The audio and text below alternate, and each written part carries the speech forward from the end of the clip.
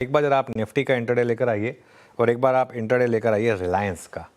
Nifty अब green में आ गया है, जहाँ वैसे आया था बीच में एक बार पहले भी, लेकिन रिलायंस रखिए और एक बार जरा रखिए निफ्टी का कंट्रीब्यूशन प्लेट स्क्रीन पर, क्योंकि आज मार्केट को एक बड़े स्टॉक का सहारा मिला। जी हाँ, देखिए निफ्टी करीब करीब अब 17 पॉइंट ऊपर है।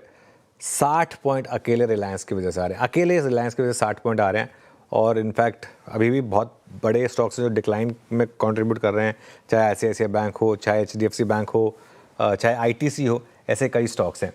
तो टेक्सचर क्या है, जैसा मैंने कहा, रिलायंस के दम पर मार्केट में एक शानदार रिकवरी आई और निफ्टी का आज का लो देखिए 23,400 के ठीक सपोर्ट से यू टर्न लिया। शेयर आज सुबह हमारी बात हो रही थी कि मार्केट में 23,350 23,400 के करीब अगर होल्ड करे तो एक आप फिर लॉन्ग अटेम्प्ट करिएगा 23,250 के स्टॉप लॉस के साथ, क्योंकि बहुत कुछ मार्केट में गैप डाउन में प्राइस इन हो चुका होगा। और उसके बाद उस लेवल से देखिए बिल्कुल एग्जैक्ट 23,350 तक नहीं गया, 23,397 से घूम गया। आई थिंक ठीक है, वो आई थिंक ट्रेडर समझते हैं उस चीज़ को, उतनी चीज़ों को। लेकिन इंपॉर्टेंट चीज़ ये है कि आखिर ये रिकवरी आई क्यों और इसे कैसे देखें। अब क्यों आई उसका जवाब तो कहीं नहीं मिलेगा, उसके तो 4 लोगों से पूछेंगे तो 5 जवाब आ जाएंगे, है ना। तो उसमें तो क्यों आई और ना हमें पता करना है क्यों आई, आ गई बस, है ना। क्यों हुआ पता नहीं भी, लेकिन रिकवरी आ गई। स्क्रीन ने कहा कि रिकवरी आ गई, हमारे लिए वो मैटर करता है।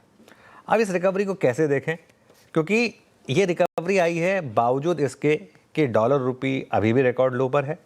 एक नया ऑल टाइम लो लगाया है डॉलर रुपी ने, 96.84, 96 का लो था। बजाय इसके कि ब्रेंट क्रूड अभी भी 110 पर है, या तो 105 पर आ गया होता क्रूड, या फिर 105 पे आ गया तो और भी बड़ी रैली होती, और या फिर डॉलर रुपी मान लीजिए अगर 95 पे आ जाता, तब समझते एक बात को। और एक चीज़, एक बार मिड कैप और स्मॉल कैप का भी इंटरडे चार्ट देखिए। और आई थिंक आज सुबह हमने ये बात भी की थी कि रिकवरी सबसे पहले यहाँ आएगी। अगर मार्केट में इनहेरेंट रेजिलियंस है तो पहले यहाँ रिकवरी आएगी। और मिड कैप और स्मॉल कैप, खासतौर से मिड कैप, यहाँ पर रैली आई। और आज की थीम है पावर स्टॉक्स। आप देखिए स्टॉक्स एक के बाद एक, चाहे आप हिटाची का स्टॉक देखें, चाहे आप सीमेंस या सीमेंस एनर्जी का स्टॉक देखें, ये तो सीमेंस है, हिटाची एनर्जी, एबीबी का स्टॉक देखें आप, सीजी पावर का स्टॉक देखें आप।